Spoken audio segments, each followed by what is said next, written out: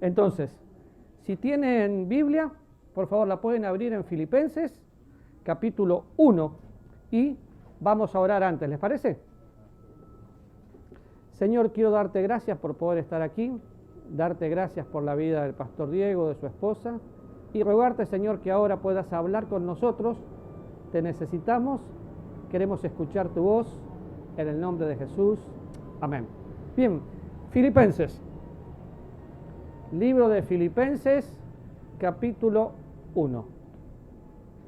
Vamos a empezar preguntando, ¿quién escribió Filipenses? Hace mucho que se escribió, por ahí no se acuerda, pero no importa. Vamos.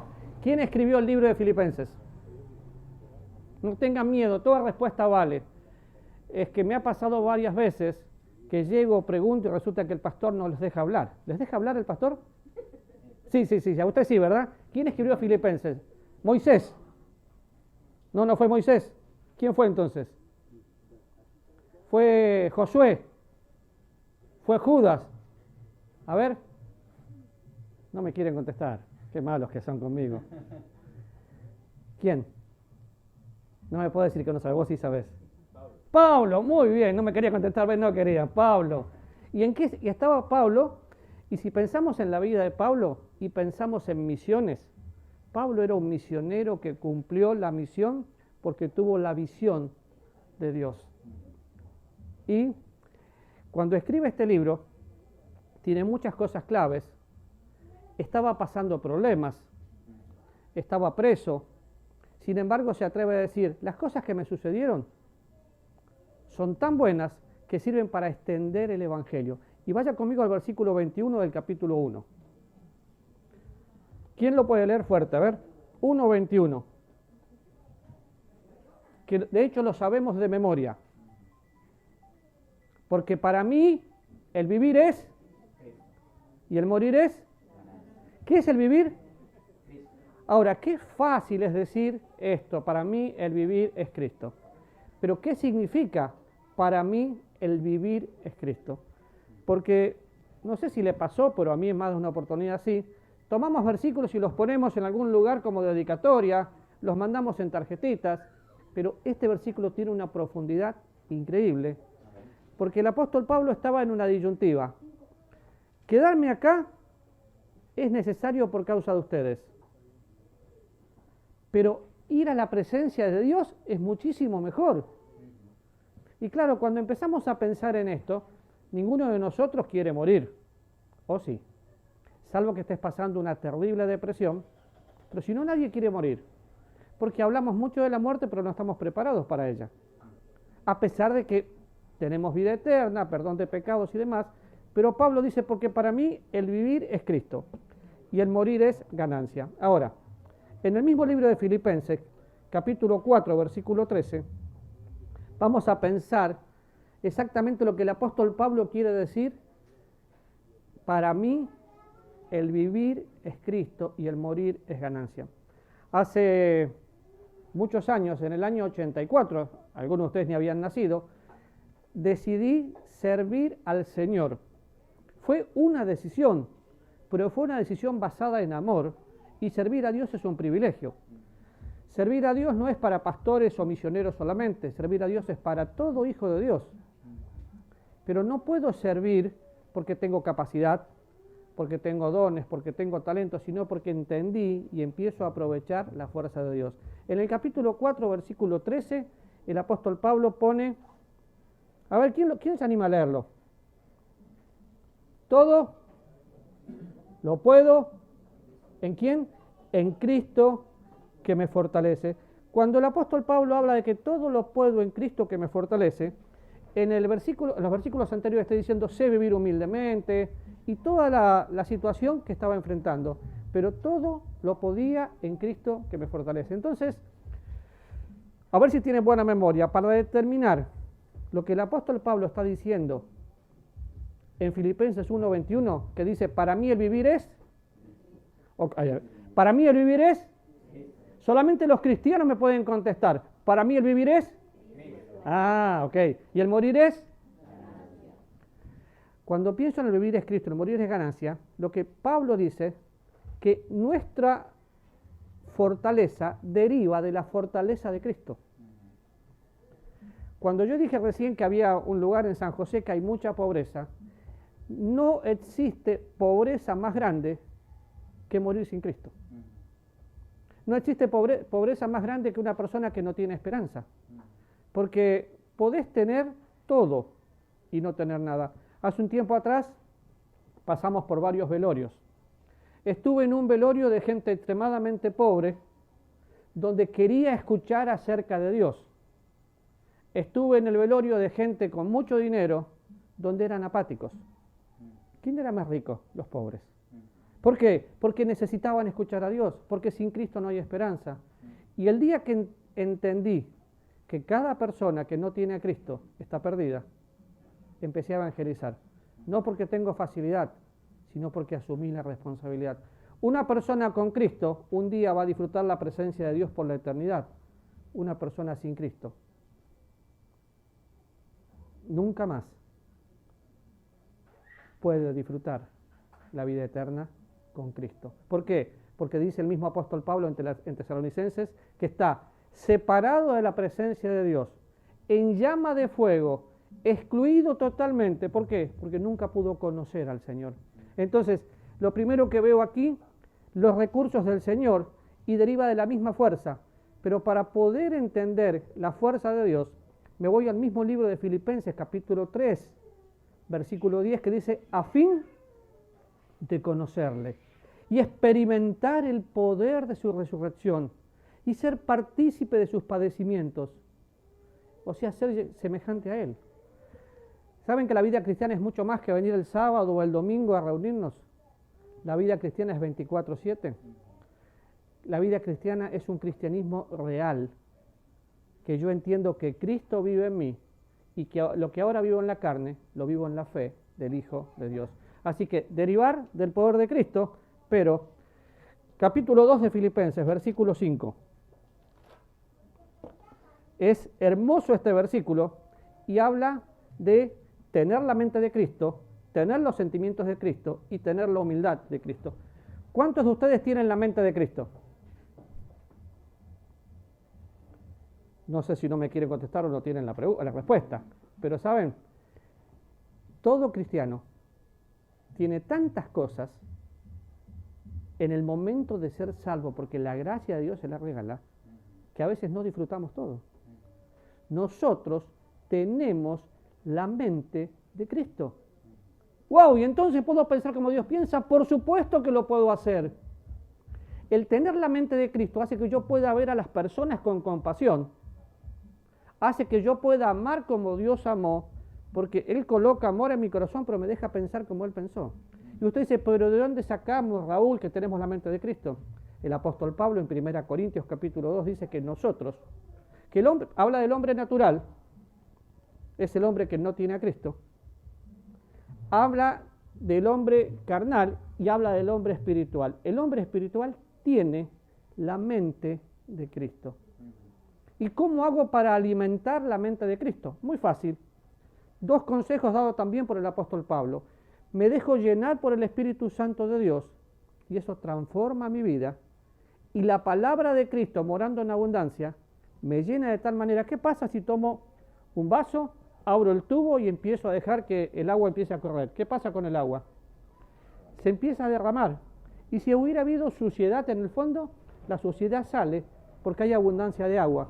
Cuando hay abundancia de la palabra de Dios, me voy llenando de Dios y utilizo la mente de Cristo. Entonces se acaba la excusa de una persona que dice una mala palabra y dice, se me escapó.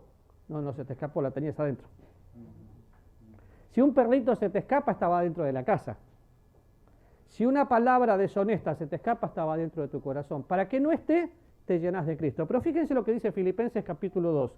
Haya pues, ¿en quién? En nosotros, vosotros, en cada uno. ¿Qué tiene que haber? Haya pues en vosotros el sentir que hubo también en Cristo Jesús, el cual siendo en forma de Dios, no estimó el ser igual a Dios como cosa que aferrarse, sino que se despojó a sí mismo, tomando forma de siervo hecho semejante a los hombres, y estando en la condición de hombre, estando en la condición de hombre se humilló a sí mismo. ¿De quién está hablando? de Jesús, de Jesús. Ahora, el cual siendo en forma de Dios no estimó el ser igual a Dios como cosa que aferrarse, versículo 7, sino que se despojó a sí mismo tomando forma de siervo, hecho semejante a los hombres, y estando en la condición de hombre se humilló a sí mismo, haciéndose obediente hasta la muerte y muerte de cruz, por lo cual Dios lo exaltó hasta lo sumo y le dio un nombre que es sobre todo nombre, para que en el nombre de Jesús se doble toda rodilla de los que están en el cielo, en la tierra y debajo de la tierra, y toda lengua confiese que Jesucristo es el Señor, para gloria de Dios Padre. Cuando leo esto, tengo dos problemas. El primero es que me emociona leerlo. Lo sé de memoria, pero me hace acordar a un amigo muy cercano que lo compartíamos juntos. Pero pensemos un poquito lo que dice. Tiene que haber en nosotros el sentir. ¿El sentir que hubo en quién? Hagámosle pregunta. ¿El sentir que hubo en quién? En Cristo. O sea que yo puedo sentir lo que Dios siente. Sí. ¿Puedo saber lo que Dios sabe? Sí, Dios me dejó su palabra y para que pueda entender su palabra me dejó el Espíritu Santo. Entonces, claro que puedo sentir y saber. La vida cristiana no consiste en cosas que tengo que hacer, sino en la relación que mantengo con Dios. No le puedo preguntar esto en público, pero ¿qué leyó hoy de su Biblia? Contéstese. No es que hoy no tuve tiempo. Y cuando oraba, ¿oró pidiendo lo que Jesús pediría? Claro, porque tengo la mente de Cristo. Entonces, el tener la mente de Cristo me lleva a tener la visión de Dios para poder cumplir la misión. Ahora, fíjese, haya en nosotros el sentir que hubo en Cristo Jesús. Y cuando pensamos en Jesús, Jesús era 100% hombre, 100% Dios. Cuando Él estuvo caminando, vino como un niño, creció, se hizo hombre, pero era absolutamente hombre, porque si no la cruz hubiera sido una farsa. Él sufrió en la cruz, claro que sufrió. Si hubiera sido 100% Dios, no sufre nada, pero sí sufrió. Él miraba las multitudes y ¿qué tenía? Compasión. Por eso Jesús caminó entre nosotros y amaba hasta con la mirada. Vimos haciendo su ministerio sanando personas. Lo vimos haciendo su ministerio perdonando y haciendo énfasis en algo. No vine a sanar, vine a perdonar y a dar vida diferente. Pero es el mismo sentir que tiene que haber en nosotros. Yo no puedo pensar en un lugar que dicen que hay cristianos y no se comparte el Evangelio de Cristo. ¿Saben? Hace años atrás no se podía compartir el Evangelio públicamente. Todavía hay algunos países donde el Evangelio no se puede compartir. Y miren, nosotros estamos en una casa con las puertas abiertas y hablando de Cristo. ¡Qué privilegio! Pero sigue diciendo, y no vamos a estudiar todo el pasaje, en el versículo 7, que se despojó a sí mismo y toma forma de siervo y se hace semejante a los hombres. Y claro, hay toda una teología para hablar, pero es muy fácil entenderlo de esta manera. Soy Dios, pero no uso nada de lo que tengo y me humillo de tal manera que me hago como hombre. Cuando pienso en la humildad de Cristo, a veces cometemos el error de decir, hay personas que son humildes y pensamos humildad y pobreza. Humildad no es sinónimo de pobreza, porque hay muchos pobres orgullosos. Humildad es entender que no tengo nada que sea mío, ni siquiera los zapatos son míos. Sin embargo, el pecado y el egoísmo hace que digamos, esto es mío. ¿Qué te llevas cuando te morís? Porque nada es nuestro. Y Job lo dice perfecto. Vine desnudo, me voy desnudo. Así vine a este mundo, así salgo de este mundo. Humildad es considerar que todo lo que tengo me lo prestó Dios. ¿Saco este concepto de dónde? De la misma Biblia. Mirando cada uno a los demás como superiores a uno mismo, no teniendo cada uno lo suyo propio. ¿De dónde más? Soy administrador de la gracia de Dios, no dueño. Entonces, ¿qué tengo que tener? Humildad. Y ser un administrador significa que todo lo que tengo es prestado, es temporal, y un día voy a dar cuentas. Cada persona que no tiene a Cristo no es responsabilidad de tal o cual persona, es su responsabilidad. Cuando pensamos en esta responsabilidad, el Señor Jesús, antes de ir al cielo, juntó a sus discípulos y les dijo, cada uno de ustedes, por ser mi discípulo, cumpla la misión que tiene que cumplir. Nosotros lo conocemos como la Gran Comisión, pero qué interesante es porque Mateo, Marcos, Lucas, Juan hablan de lo mismo, y el libro de los Hechos dice que somos testigos ¿de qué? De lo que hicimos. Y los apóstoles dicen que no podemos callar lo que hemos visto y oído. Y sigo mirando la Biblia y dice que somos luminares en este mundo para que anunciemos la virtud de aquel que nos amó. Pero no lo puedo hacer yo si no disfruto la fortaleza de Cristo. Porque para mí el vivir es Cristo, y para vivir en Cristo tengo que estar en Cristo. Hay gente que está en la iglesia. Yo soy miembro de la iglesia bautista. Sí, pero ¿estás en Cristo? Necesito estar en Cristo para disfrutar la fortaleza de Cristo y tener la humildad de Cristo. Pero para tener todo eso también necesito tener la mente de Cristo. La buena noticia, usted, si es salvo, ya lo tiene. Y ahora tiene que disfrutarlo. Y termina el pasaje diciendo que un día toda lengua va a confesar que Jesucristo es el Señor. ¿Por qué? Porque aquel que se humilló, Dios lo exaltó. Y lo exaltó de tal manera que le dio un nombre sobre todo nombre, para que en el nombre de Jesús se doble toda rodilla. Y esta es la esperanza que tengo, que un día no muy lejano, Cristo viene a buscar a su iglesia, la lleva a la presencia de Dios, el arrebatamiento, y después de todo eso, ya no hay excusa. Toda lengua va a confesar que Jesucristo es el Señor. Algunos van a reconocer a Cristo, pero ya no tienen oportunidad. No sé si lo leyó con claridad o no, pero déjeme contarle o recordarle que no hay dos oportunidades. Cuando los cristianos son sacados de esta tierra, arrebatados para llevar al cielo, Jesús viene en una nube, y el que se quedó, aquí pasa tiempos terribles. La tribulación, la gran tribulación, y luego la perdición eterna. No hay otra oportunidad. Por eso es tan importante predicar el Evangelio. Por eso es tan importante que nosotros tengamos la visión de Cristo para cumplir la misión. Pero, tercero, Filipenses 3:8. Yo lo dije de memoria el versículo 10. Y fíjense, derivar de Cristo y su poder, tener la mente de Cristo, conocer a Cristo por una experiencia personal. El versículo 8 dice, ciertamente aún estimo todas las cosas como pérdida por la excelencia del conocimiento de Cristo Jesús. ¿Mi qué? Mi Señor, por amor del cual lo he perdido todo y lo tengo por basura para ganar a Cristo. Si usted mira este versículo, utiliza la palabra conocimiento y habla del amor. Si mira el versículo 7, dice, pero cuántas cosas eran para mí ganancia y las estimé como pérdida. ¿Por qué? Por amor.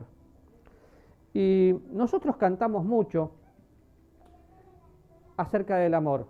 Ahora, con todo cariño, y nos incluye a todos nosotros, no hay nada más mentiroso que el cristiano cuando canta.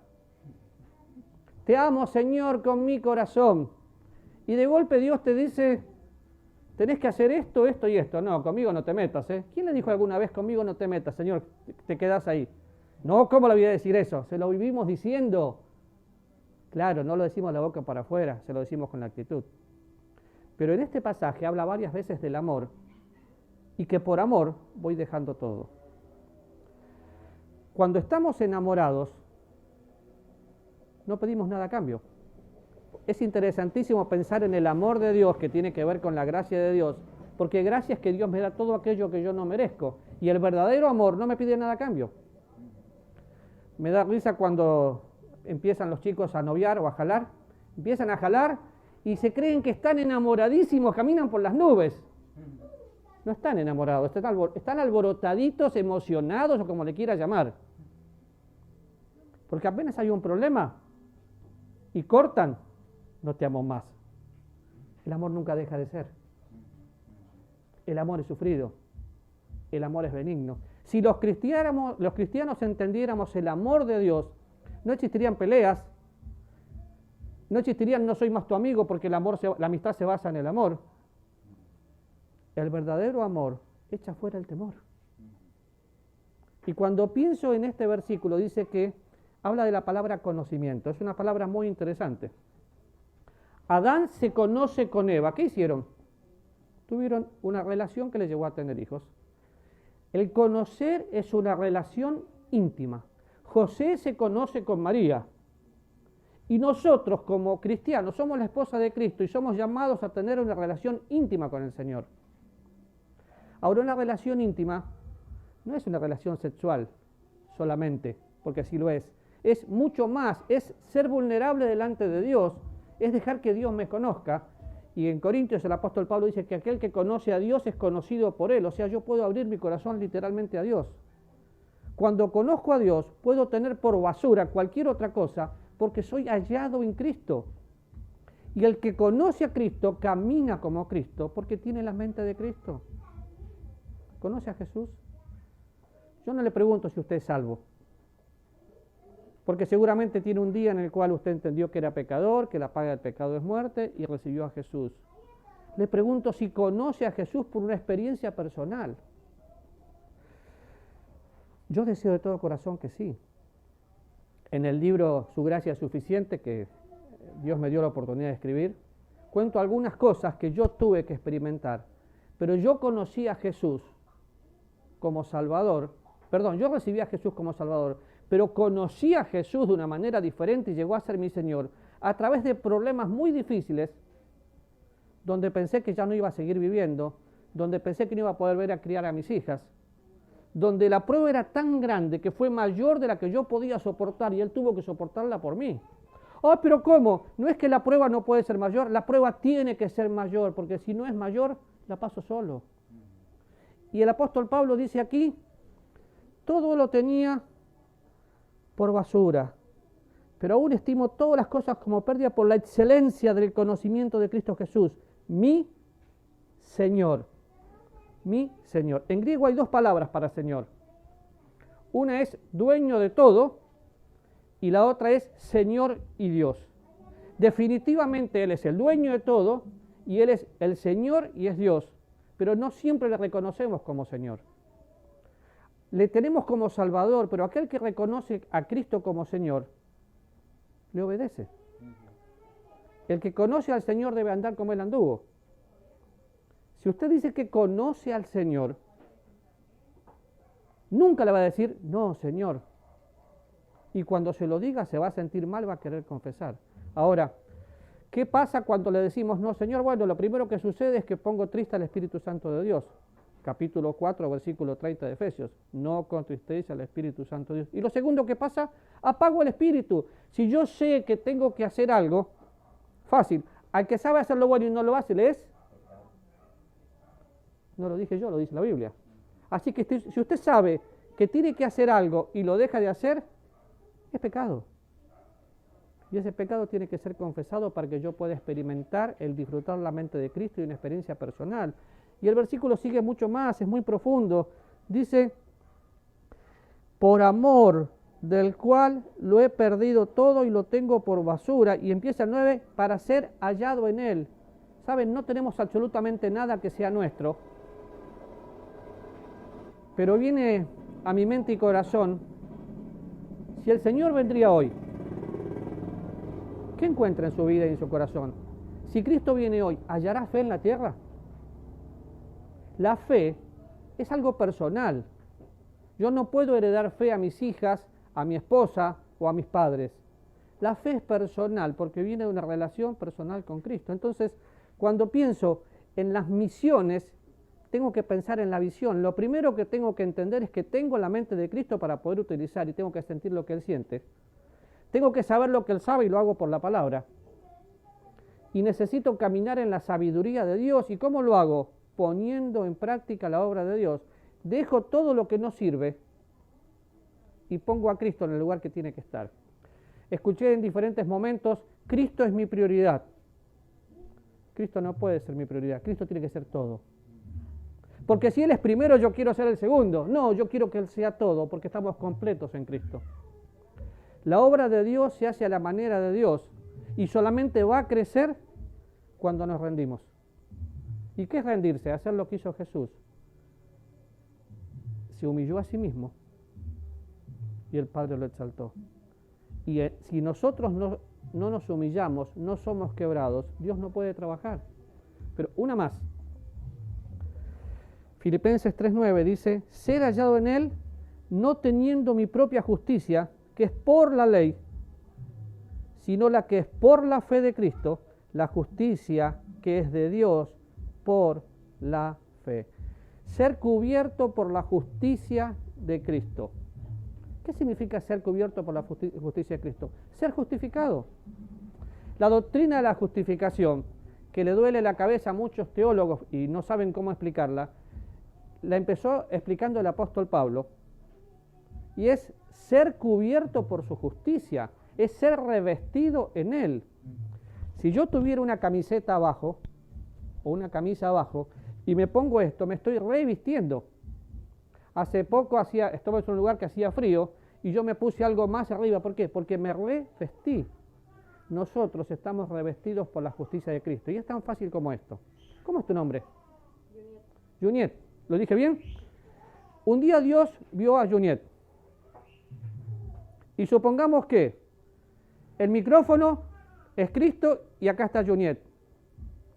Dios mira a Juniet y la ve perdida y pecadora, pero dice la Biblia que Dios te amó tanto que mostró su amor para contigo, que a pesar de ser pecadora, Cristo tomó tu lugar. Entonces, ¿qué viene ahora si pudiera esconder totalmente mi mano? El micrófono. Y si el micrófono es Cristo, ser revestido de su justicia es que Dios toma mi vida y la pone en Cristo, y toma a Cristo y lo pone en mí. Soy revestido de su justicia. Soy hallado en Él.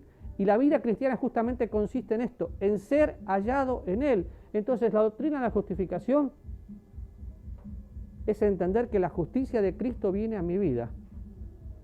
Y yo puedo ser declarado justo. ¿Por qué? Porque al que no conoció pecado, por nosotros lo hizo pecado, para que fuésemos declarados justicia de Dios en Él. ¿Y cómo es esto? Justificados pues por la fe. Romanos capítulo 5. Si usted es salvo, usted es justificado. Lo que pasa es que muchas veces nos hemos confundido pensando, es que yo hice una oración para recibir a Cristo, pero nada cambió. Es que hiciste una oración y no entendiste nada. O hiciste una oración sintiendo, pero no entendiendo. Y la salvación es total. Entiendo, siento, y Dios me lleva a ser. Así que conocer a Cristo por la experiencia cristiana, no por la iglesia que asisto. Ser cubierto de Cristo. Y capítulo 3 dice, versículo 1, por lo demás, hermanos,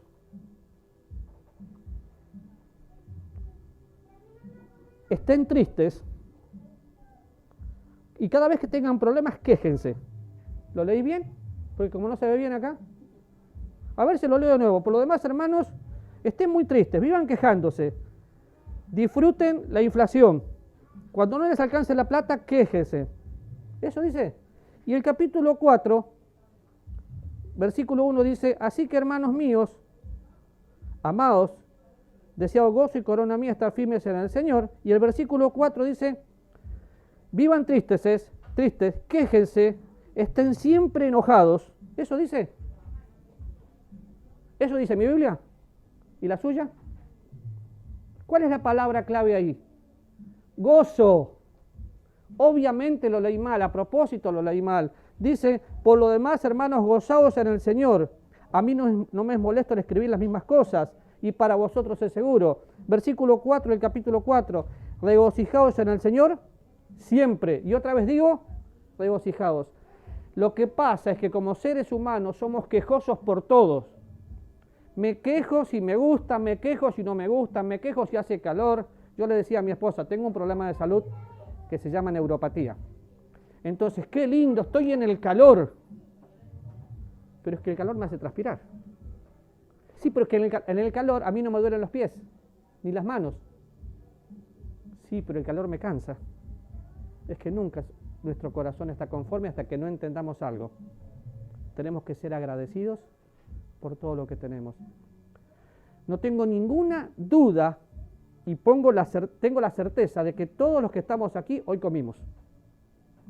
Tenemos para vestirnos y tenemos todas las cosas que necesitamos, no todas las que queremos, pero sí las que necesitamos. Entonces, ¿De qué depende el gozo? ¿De las cosas que tengo? No, de mi relación personal con Dios.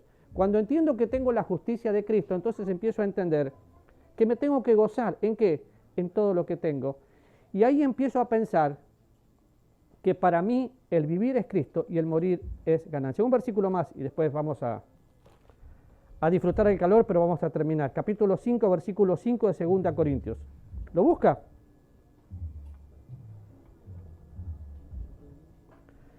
2 Corintios capítulo 5, versículo 5 y versículo 15. Los dos versículos vamos a leer. En el versículo 5 dice, mas el que nos hizo para esto mismo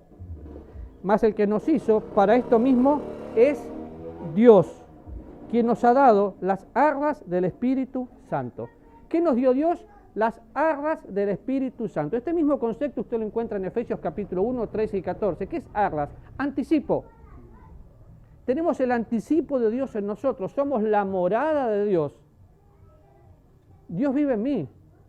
Somos justificados para poder mostrar a otros a Cristo.